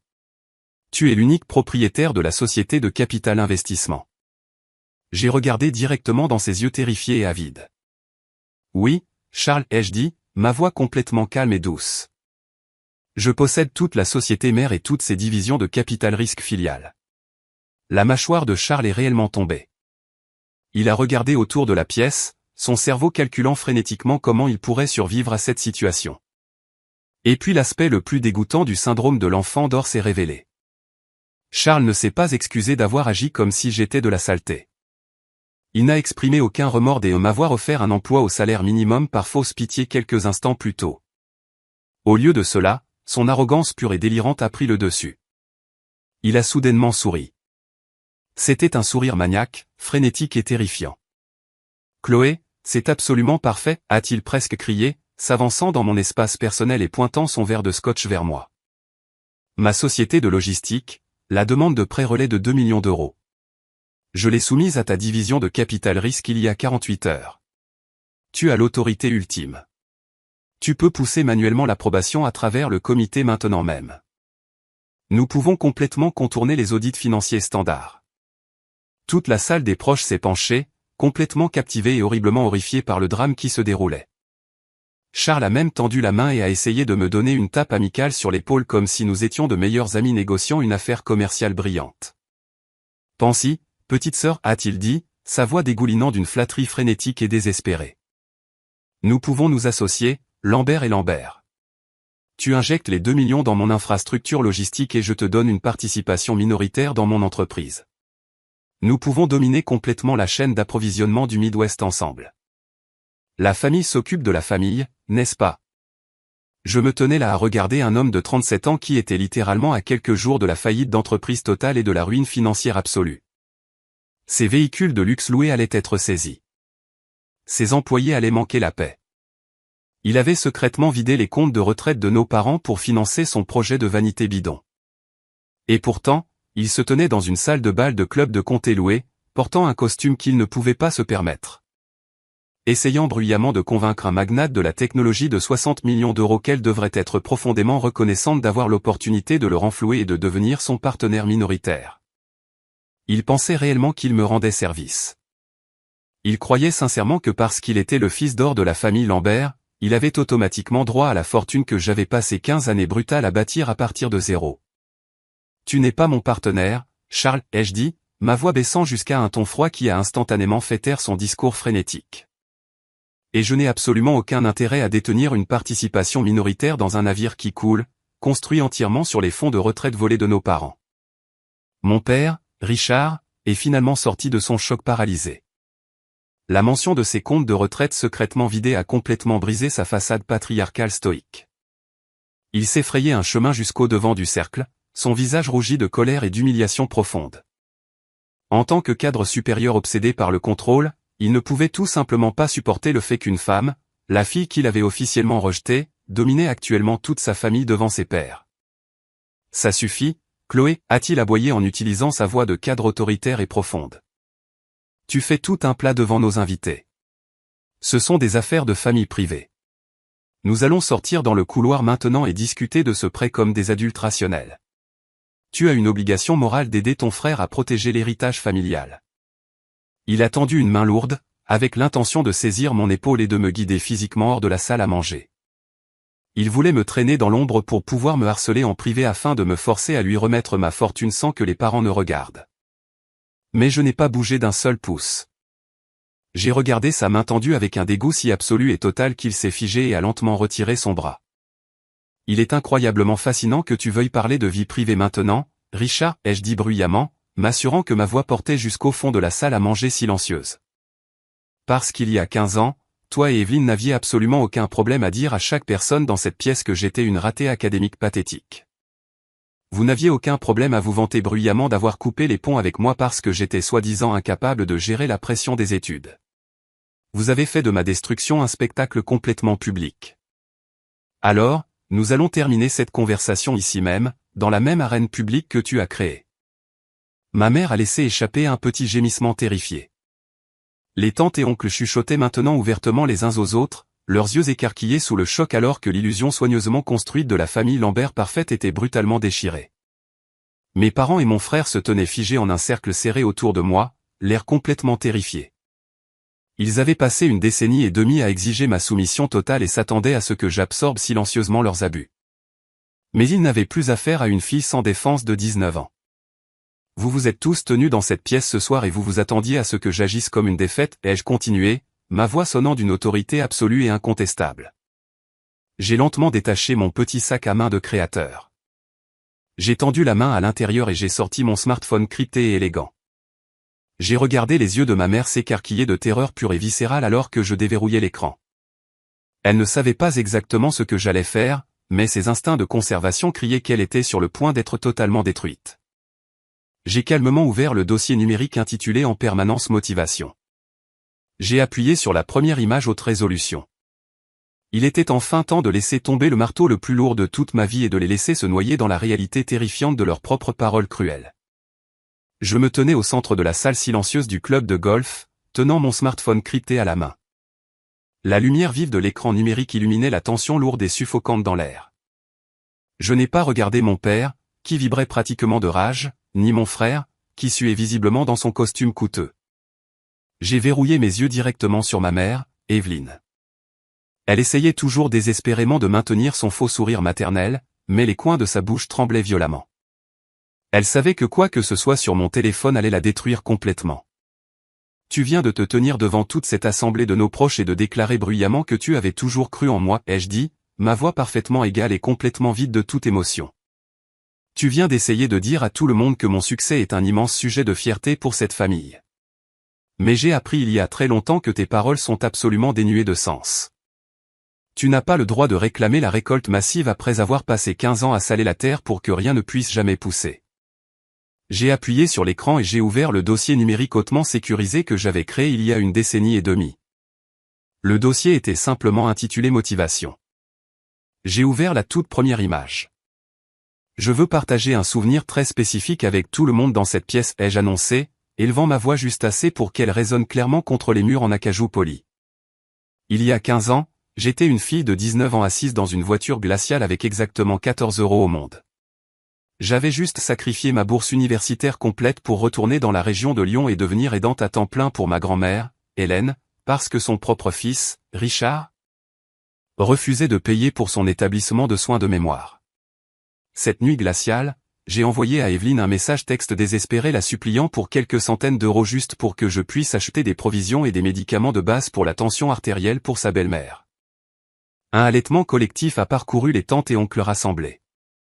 Ils ont immédiatement commencé à marmonner entre eux, leurs visages se tordant d'horreur absolue. Dans les cercles d'élite et aisés de la banlieue de Lyon, abandonner une personne âgée à vivre dans la pauvreté était le péché social impardonnable ultime. Et voici exactement ce que ma mère aimante et solidaire m'a renvoyé. J'ai continué à tenir le téléphone levé. Je n'ai pas crié. Je n'ai pas pleuré. J'ai simplement lu ses propres mots vicieux et venimeux à toute la pièce avec une clarté absolue. Tu es une honte absolue pour cette famille, ai-je lu, ma voix résonnant comme un juge prononçant un verdict final. N'essaie pas d'utiliser ta grand-mère comme une excuse pathétique pour le fait que tu n'as tout simplement pas pu gérer les études universitaires. Nous connaissons la vérité. Nous disons à tous les voisins et à nos amis du club que tu es rentré à la maison parce que tu échouais à tes cours et que tu abandonnes. N'essaie plus jamais de nous contacter pour de l'argent. J'ai baissé le téléphone. Evelyne a laissé échapper un son étranglé et désespéré qui ressemblait à un animal mourant. Elle s'est couvert le visage avec ses mains, tremblant violemment. Les proches qui m'avaient traité comme une échec pathétique pendant 15 ans ont soudainement réalisé qu'ils avaient été instrumentalisés par un mensonge toxique massif. Ma tante Lynn a en fait 2 grands pas en arrière, s'éloignant physiquement de ma mère, la regardant avec un dégoût pur et non dilué. L'image parfaitement construite de la famille Lambert était en train de brûler jusqu'au sol, et il n'y avait absolument rien que mes parents puissent faire pour arrêter le feu. Je n'avais pas fini. J'ai glissé vers l'image suivante dans le dossier numérique. C'était une copie numérisée de mes formulaires officiels de retrait de l'université. Et juste pour être absolument clair, ai-je déclaré froidement, je n'ai pas abandonné parce que j'échouais. J'ai quitté l'université de Bordeaux avec une moyenne générale parfaite de 17/21 lettres de recommandation élogieuse du doyen du département d'informatique. Le tampon officiel de l'université sur mes documents indique « Congé de courtoisie pour soins familiaux au point ». Pendant que vous étiez tous assis dans ce club de comté à siroter du champagne coûteux et à chuchoter à quel point j'étais une déception. Je m'occupais de ma grand-mère et je lui tenais la main pendant ces terreurs nocturnes.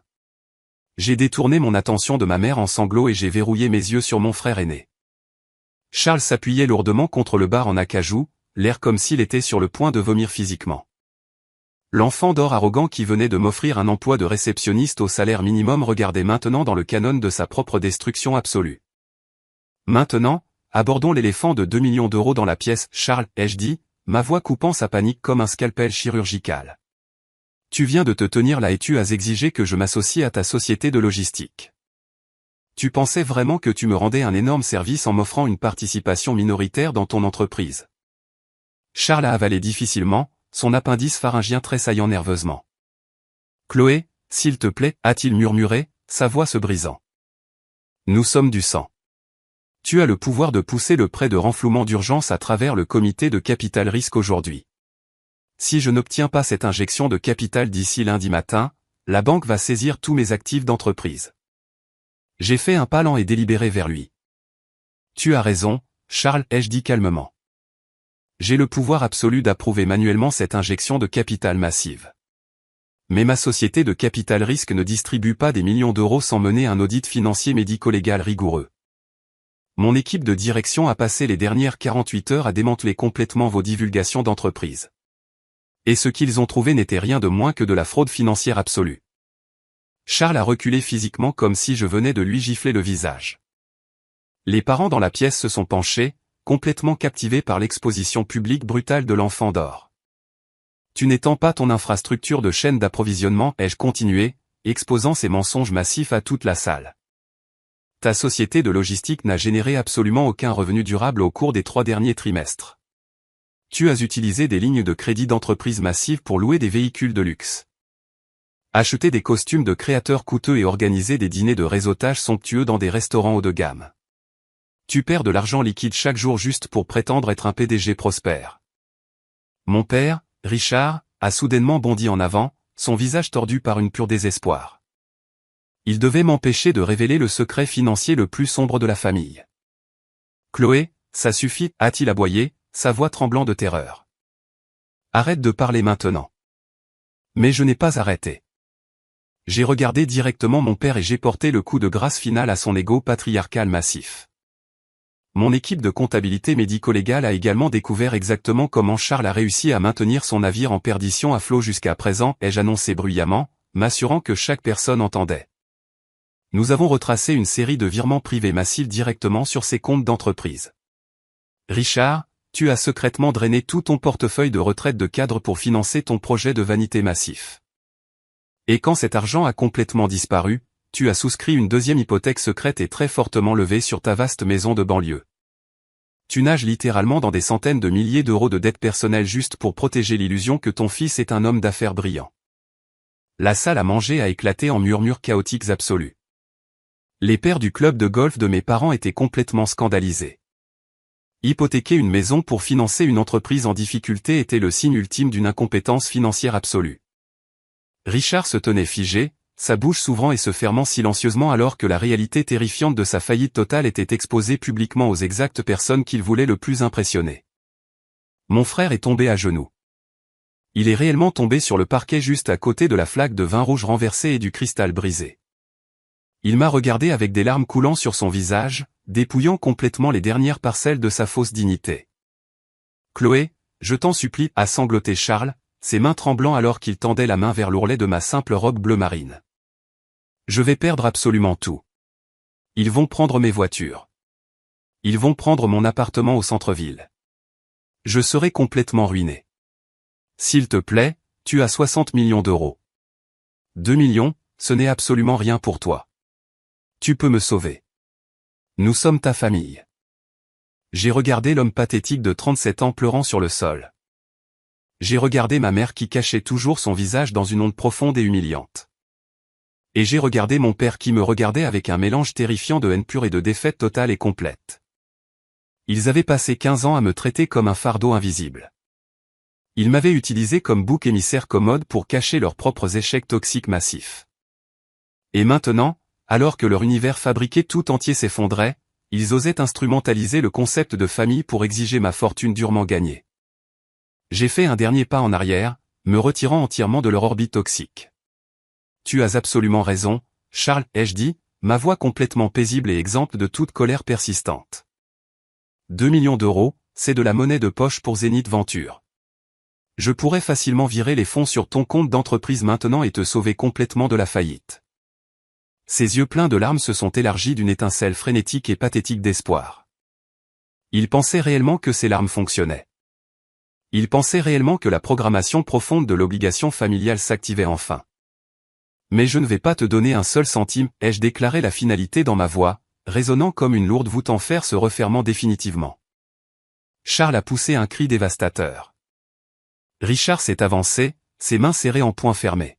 « Comment peux-tu être si incroyablement froide » a exigé Richard, sa voix tremblant de rage absolue et impuissante.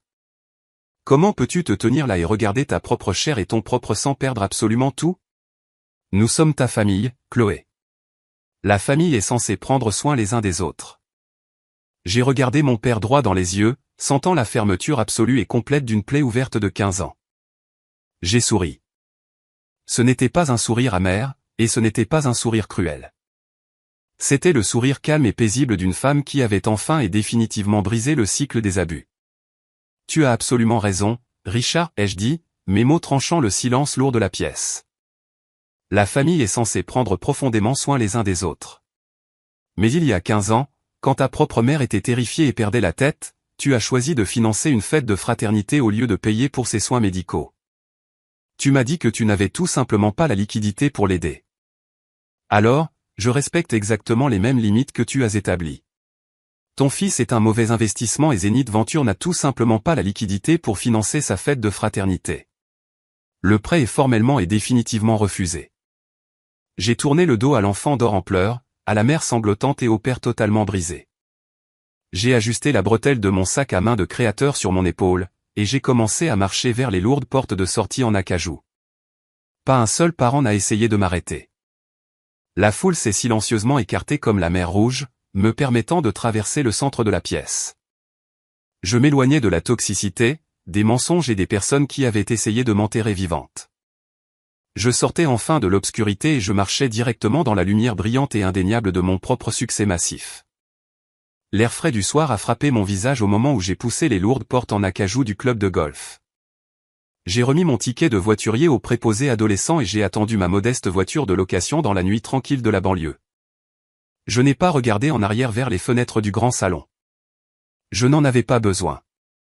Je pouvais pratiquement sentir les ondes de choc chaotique vibrer à travers les murs de briques du bâtiment. Pendant 15 années brutales, j'avais porté le poids suffocant des attentes toxiques de mes parents et de leurs étiquettes incroyablement cruelles. Mais alors que je me glissais sur le siège conducteur et que je démarrais le moteur, j'ai réalisé que le poids lourd et écrasant avait complètement disparu. J'ai quitté l'allée circulaire manucurée et j'ai conduit vers le ciel lumineux du centre-ville de Lyon, laissant l'épave fumante de l'héritage de la famille Lambert entièrement dans mon rétroviseur. Les retombées sociales de ce dîner d'anniversaire furent absolument bibliques. Dans les banlieues aisées de la société française, les commérages sont la monnaie ultime et le statut social est farouchement gardé. Mes tantes et oncles n'ont pas gardé secret les secrets terrifiants de mes parents. Dès le lundi matin suivant, tout le réseau du club de golf savait exactement ce qui s'était passé dans cette salle à manger privée. Ils savaient que Richard et Evelyne avaient abandonné malicieusement ma grand-mère Hélène dans un établissement géré par l'État simplement parce qu'ils voulaient financer le style de vie ridicule de frat boy ou de Charles. Et pire encore, ils savaient que mon père avait secrètement hypothéqué son immense manoir de banlieue pour soutenir une entreprise complètement en difficulté. Pour les narcissiques toxiques comme ma mère, la mort sociale est infiniment pire que la mort physique. Evelyne a été complètement ostracisée par ses pairs. Les conseils caritatifs d'élite auxquels elle s'accrochait ont discrètement demandé sa démission, affirmant qu'il s'orientait dans une autre direction. Ses amis riches ont soudainement cessé de répondre à ses appels téléphoniques et ses invitations régulières à des dégustations de vins somptueux se sont complètement taries. Elle n'était plus la matriarche fière d'une famille très prospère. Elle était publiquement exposée comme la mère cruelle qui avait jeté un fils PDG milliardaire juste pour cajoler un fils ruiné pathétique. Et la ruine financière de Charles fut absolument spectaculaire. Sans mon injection de capital d'urgence de 2 millions d'euros, sa société de logistique est entrée en liquidation formelle 4 jours plus tard. La faillite de l'entreprise fut incroyablement désordonnée et complètement publique. Les créanciers fédéraux ont saisi tous ses véhicules de luxe loués dans son parking d'entreprise. Ils ont verrouillé les portes vitrées de son bureau au centre-ville et ont mis aux enchères ses machines à expresso ridicules et ses meubles de créateurs pour rembourser une fraction de leur valeur à ses investisseurs furieux. Charles a été forcé de quitter brusquement son loft coûteux du centre-ville parce qu'il avait des mois de loyer en retard. À 37 ans, l'enfant d'or arrogant n'avait absolument rien à son nom. Pour survivre, il a finalement dû accepter un poste de simple gérant de car dans un magasin d'électronique local, répondant directement à un directeur régional qui avait 10 ans de moins que lui. Parce que mon père Richard avait secrètement drainé ses comptes de retraite et contracté une deuxième hypothèque massive pour financer les échecs massifs de Charles, la banque est finalement venue réclamer le vaste manoir de banlieue. Mes parents ne pouvaient tout simplement pas effectuer les paiements mensuels massifs sans le salaire de cadre de Richard, qu'il avait récemment perdu après avoir été forcé à une retraite anticipée en raison de l'humiliation publique de sa mauvaise gestion financière désastreuse. Ils ont été forcés de mettre leur maison parfaite sur le marché avec une perte massive et dévastatrice juste pour éviter la saisie totale. Ils ont dû faire leurs valises, leurs cristaux coûteux, leurs vêtements de créateurs et leurs égos brisés et déménager dans un appartement de 2 chambres exigu et incroyablement basique de l'autre côté de la ville. Et l'ultime justice poétique était que Charles devait emménager dans la petite chambre d'amis de cet appartement avec eux. 3 personnes misérables et toxiques piégées dans un petit appartement, se noyant dans les dettes et se blâmant mutuellement pour leur destruction totale. Environ 2 mois après la confrontation au club de golf, j'ai reçu une longue lettre manuscrite et frénétique par la poste. C'était d'Evelyne. L'écriture cursive élégante qu'elle utilisait habituellement était complètement tremblante et frénétique. Elle a passé 4 pages à essayer désespérément de jouer la victime ultime. Elle a écrit qu'ils vivaient dans une misère absolue par rapport à leur ancienne vie. Elle m'a supplié de leur acheter une nouvelle maison. Elle a même eu l'audace à couper le souffle de suggérer que puisque j'avais 60 millions d'euros, c'était mon devoir moral de sauver mes parents de la pauvreté. Elle a terminé la lettre en disant qu'elle était prête à me pardonner ma sortie publique cruelle si je leur virais simplement un geste de bonne foi financière. Je me suis assise dans mon immense pantouse du centre-ville en lisant ces paroles délirantes et j'ai effectivement souri. Elle ne comprenait toujours pas. Elle croyait toujours sincèrement que son pardon était une sorte de prix de grande valeur que j'essayais désespérément de gagner. Je n'ai pas répondu par une lettre. Je n'ai pas appelé pour expliquer mes sentiments. J'ai simplement marché jusqu'à mon bureau à domicile et j'ai introduit la lettre de 4 pages directement dans la déchiqueteuse de papier industriel. Puis j'ai ordonné à l'équipe de sécurité de l'entrée de mon immeuble de bloquer définitivement tous les visiteurs ou colis portant le nom de famille Lambert. C'était la limite absolue finale. J'ai officiellement fermé la porte à mes abuseurs et je l'ai verrouillée pour toujours. La semaine suivante, je me suis envolé pour Bordeaux pour marcher formellement dans les couloirs de la bibliothèque commémorative Hélène Lambert nouvellement ouverte.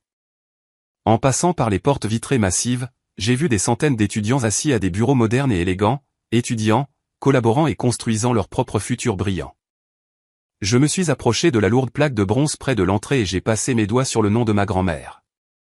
Elle aurait été si incroyablement fière, pas seulement de l'argent ou du succès corporatif massif, mais de la femme que j'étais devenue. Une femme qui a refusé de laisser la cruauté endurcir complètement son cœur. Une femme qui a pris sa douleur la plus profonde et l'a transformée en un pont numérique qui aidait actuellement des millions d'étudiants en éducation spécialisée à travers le monde. J'ai maintenant 34 ans et je m'épanouis absolument. Zenith EdTech s'étend sur 3 nouveaux marchés internationaux cette année. Je passe mes week-ends à encadrer de jeunes femmes brillantes dans le secteur de la technologie, leur enseignant comment défendre farouchement leurs propres valeurs dans les conseils d'administration. J'ai construit une vie belle et profondément paisible entourée d'une famille choisie de personnes brillantes et solidaires qui m'aiment exactement pour ce que je suis et non pour ce que mon compte bancaire peut faire pour elles. Si vous regardez cette vidéo maintenant et que vous êtes arrivé jusqu'ici, je veux vous parler directement. Peut-être êtes-vous le bouc émissaire désigné dans votre propre famille. Peut-être êtes-vous assis dans une pièce silencieuse vous sentant complètement écrasé parce que les personnes qui étaient censées vous aimer inconditionnellement vous ont traité comme un fardeau absolu. Peut-être vous compare-t-on constamment à un enfant d'or qui ne peut jamais faire de mal, peu importe à quel point il échoue. Je veux que vous m'écoutiez très attentivement. Vous n'êtes pas un échec juste parce que des personnes toxiques refusent de reconnaître votre profonde valeur. Voici les leçons les plus vraies que j'ai apprises en survivant au feu de ma propre famille. Numéro 1. Vous ne devez pas votre destruction absolue à des personnes qui exigent votre loyauté mais refusent de vous offrir un respect humain de base. Numéro 2. Conserver des dossiers et prendre des captures d'écran n'est pas une question d'être mesquin ou de chercher à vous venger. Il s'agit de protéger agressivement votre propre santé mentale lorsque les abuseurs narcissiques essaient de vous faire douter et de réécrire l'histoire. Et numéro 3. La vengeance la plus absolue et la plus dévastatrice que vous puissiez jamais infliger aux personnes qui ont essayé de vous enterrer et de construire silencieusement une vie massive et brillante sans eux. Vous avez le droit de vous éloigner. Vous avez le droit d'arrêter de financer vos abuseurs. Vous avez le droit de laisser tomber et d'arrêter complètement de vous battre pour l'approbation de personnes qui sont déterminées à vous comprendre mal. Protégez votre paix. Construisez votre empire en silence et laissez-les complètement s'étouffer avec la vérité absolue lorsque vous entrez enfin dans votre propre lumière massive. Today, happy Friday morning. Wow. This is very early. Yeah, so, a couple of things, chat. First of all, you guys are fucking awesome. I love you all. Second, I did not get a lot of sleep last night. I think I slept maybe about, maybe like 6 hours, I would say. It could be a little bit over 6 hours, maybe like 6.5 hours or something like that. But I don't really feel right now like I'm super duper well rested. It's sort of a thing where it's kind of a hard feeling to describe, chat. Basically, you know, I'm currently in this state where like I feel as if I am kind of a little bit energized from like adrenaline, right? But it's not really a thing of like, oh, I had a good sleep and I feel well rested and I'm live right now and, you know, I'm fully awake and I'm full of energy, right? That's not really the same feeling that I am experiencing right now. It's sort of a thing where like, I guess, you know, imagine this very fake, very hypothetical scenario. Let's say that you are, you know, sleeping in your bed, you're resting, and then all of a sudden, you know, in the middle of the night or early in the morning, the fire alarm in your home goes off. And so you hear it and it's, you know, it jolts you awake and you jump out of your bed and you run out of the home or whatever to evacuate, right? That type of feeling is kind of what I'm feeling right now, where I'm not really fully awake, but I am energized because I'm, you know, I know for a fact that I am wanting to live stream, that I'm wanting to play Red Dead and you know, continue through the game. So because I know that I'm, you know, doing this early live stream, that I'm you know, trying to finish the game, I do feel this like sort of, I guess it's like a fake, you know, kind of pseudo feeling of like adrenaline, right? I feel this energy. But yeah, I didn't get a lot of sleep last night. However, I am more than ready to play some Red Dead. I'm more than ready to continue our journey through the game. And I'm more than ready to wrap things up. That is for sure. So yeah, we're gonna have a nice little cozy stream, a chill stream today. I don't know how long we're going to go for, but I hope it's, you know, not too crazy long, because for anyone out there that did not hear about this from yesterday's stream, later today in the evening, I will be meeting up with some very, very dear friends of mine that I love very much, and we're going to be grabbing some sushi together. It's going to be so fucking amazing. I am hyped. I am so ready for it, chat. I'm going to eat until I am bursting in my stomach, and I will go into a food coma is what I'll do. But yeah, before we get into that, we have some Red Dead to play through. The other thing I wanted to mention, so this is completely unrelated, completely, you know, just random, but you know, just now, whenever I started my stream for today, and this is something that, you know, especially the VOD watchers, you guys out there will be able to kind of notice it if you pay attention. When I started stream today, you know, I remember I clicked the go live button, and you know, typically I actually watch my OBS and I look at you know, how much time has passed, and typically the way that it works is that, you know, I start the stream, and then roughly about 15 seconds into the stream, my intro song will start playing. That's the song Jumper by Waterflame. It'll start playing at around the 15-second mark, because, you know, StreamerBot is communicating with Twitch and OBS and everything, and making sure that the connection is strong.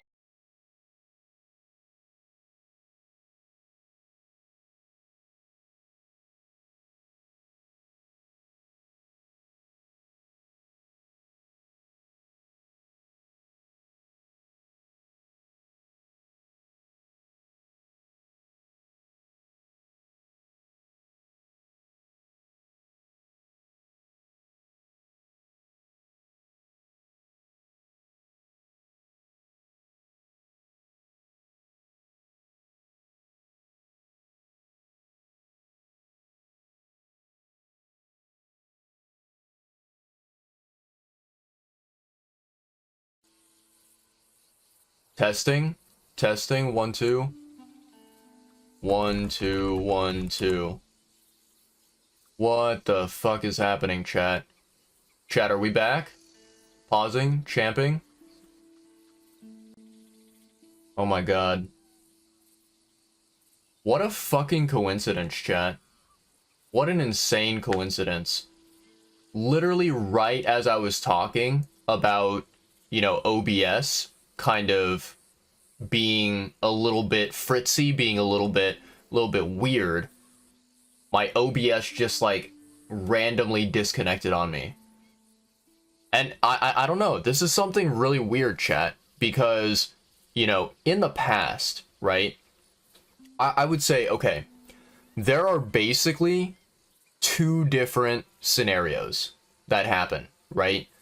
Scenario number one is that, you know, on my end, I have like an internet outage, right? If I have an internet outage, then of course OBS is going to disconnect, my stream is going to disconnect, and everything is going to die, right? So in one scenario, I have an internet outage, and that obviously causes everything to crash and burn, okay? Most of the time, whenever I have connection issues, it is because of an internet outage or something similar to that. The other situation is where something is wrong with Twitch, and the Twitch website is not connecting to OBS and is not connecting to, you know, my channel broadcast, right? I will say it is quite rare for Twitch to fuck up and be the reason why I, you know, lose connection to OBS or lose connection to my broadcast, right? I don't know what the fuck just happened, but literally as I was talking, there was a notification on OBS that said your stream has been disconnected, and it was like actively trying to reconnect it.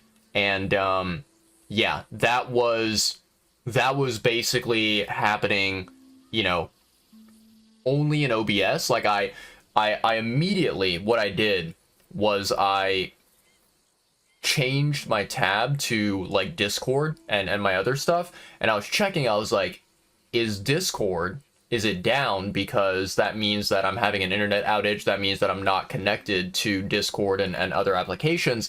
That was not the case. That was not the case at all. It was only OBS that was like fucking up. That was like showing my bitrate was 0 and everything like that. I was like, what the fuck is going on? So, anyways, I think we're back now. I think everything is fine. I think everything is stabilized. Fingers crossed. Knock on wood. I think we're safe. So as I was saying, you know, I started the stream about maybe, you know, 10, 12 minutes ago, right? And instead of the intro song starting at 15 seconds, I noticed that it started at like 25 or 30 seconds into the stream. So I was like, that's interesting. I don't know if I've ever experienced that before, but it had a delayed start to it, which is not necessarily like a horrible thing. It's not the end of the world, but it is something quite interesting, quite bizarre that I noticed. And, you know, for those of you out there who are VOD watchers, that will, you know, definitely explain why, you know, it took a little bit longer to, you know, kind of start the stream to say hello and everything. But yeah. Anyways. So yeah, we started off the stream. It's a little bit of a rocky start. I think we're good to go now. I think everything is fine. Yeah, we had just a random dip in OBS where OBS was like, nah, I think I'm a peace out, and it just like fucking disconnected, and then it like kept on trying to reconnect for a couple seconds, maybe a minute or two there. That was a little bit scary. I was like, oh shit, do I need to like shut off my stream and restart the entire thing? And I was like, I don't want to do that. If I possibly can avoid that, I would like to avoid it. But yeah, I think we're back, chat. I think we're back. So, chat, let's go ahead and dive on into Red Dead. Let's dive on into Red Dead, and I'm going to chit-chat with you guys a little bit here. So, you know, last night I got off stream. You know, I ended my stream, and I did stay up a little bit later than when I got off. I stayed up, you know, quite a long time. Probably went to